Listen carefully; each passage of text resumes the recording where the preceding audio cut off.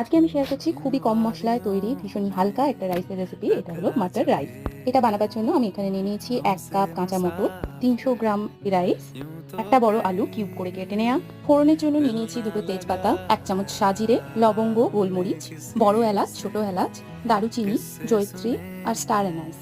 কড়াইয়ে 2 চামচ মতো ঘি দিয়ে গরম হলে তার মধ্যে এক এক করে এই ফোড়নগুলো দিয়ে দিচ্ছি এবং কিছুক্ষণ নাড়াচাড়া করার পর এর মধ্যে আলুগুলো দিয়ে লাইট গোল্ডেন করে ভাজা হয়ে গেলে ধুয়ে ছেঁকে রাখা চালটা দিয়ে দিচ্ছি। চালটা দিয়ে দেওয়ার পর বেশ কিছুক্ষণ নাড়াচাড়া করে এটা ভেজে নিতে হবে। 3-4 মিনিট নাড়াচাড়া করে ভাজার পর এর মধ্যে আমি মটরগুলো মিশিয়ে দিচ্ছি। তারপর এতে স্বাদ মতো নুন, চিনি দিয়ে দিচ্ছি। এবার যে কাপে চালটা মেজার করা হয়েছিল সেই কাপে সমান পরিমাণ জল দিতে হবে, অথবা তার থেকে অল্প একটু বেশিও দেওয়া যায়। এবার জলটা দিয়ে আমি ঢাকা দিয়ে দিচ্ছি, একদম লো ফ্লেমে এটাকে কুক হতে দেবো। প্রায় 15 মিনিট পরে ঢাকা খুলে নিয়েছি। এখানে জলটা প্রায় এসেছে। এটা ঝরঝরে হয়ে গেলে আমরা নামিয়ে নেব। তাহলেই আমাদের মটর পোলাও রেডি।